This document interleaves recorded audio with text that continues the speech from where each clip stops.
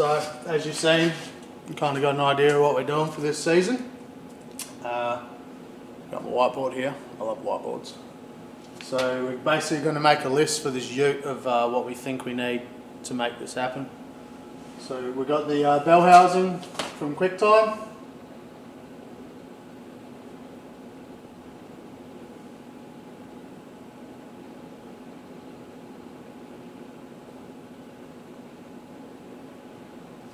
QuickTime, Barra to Muncie bell housing. So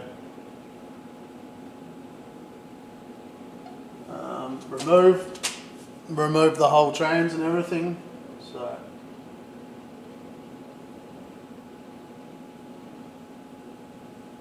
get that 60/60 out. We need to sort out a slave cylinder.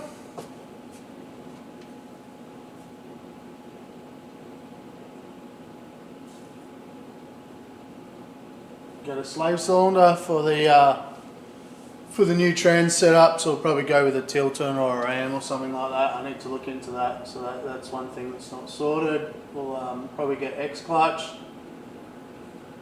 for a, probably end up putting a new clutch in it. I mean, that clutch has been in there for 2.5 years now. It's taken a good beating.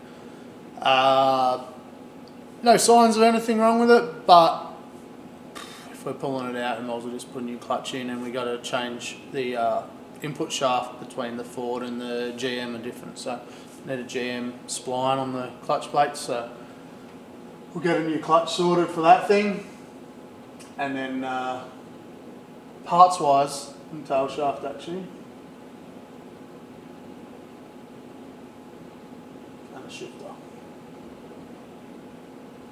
Everything else we should be able to make work. We might have to make some lines up for the slave cylinder, but I've got the crimper here, so we can make that happen.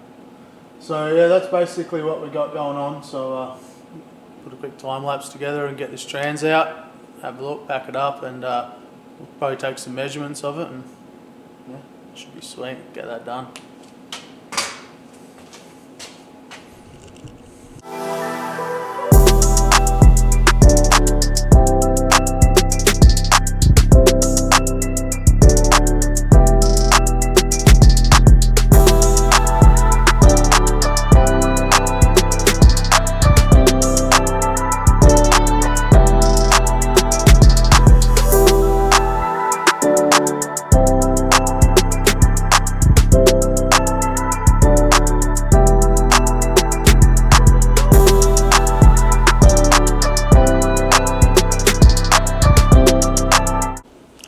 Well, as you've seen there, that trans was actually super easy to pull. One nice thing about pulling T56s, and I usually, if anyone asks me how they got it out, how's the easiest way, I usually pull the transmission off the bell housing first. It's usually just easier for clearance. It's a kind of straight pass, so as you see in that video, that's how I did it there. So we've got that one bolted back together. Hopefully get that shipped out this week. We got the new one. Oh yeah, baby. I actually, what do you reckon, Lakey? Proved?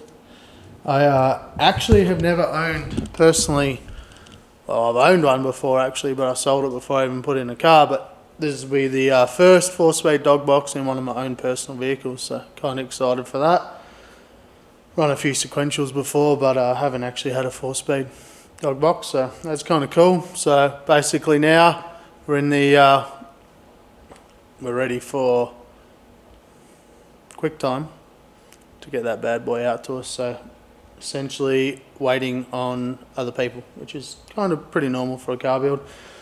One thing I can do while I'm waiting is I got the clutch out. It actually looks, for the amount of use and abuse this thing's had, it actually looks pretty sweet. So you can obviously see a little bit of color in this, but that's really nothing. So super stoked with that.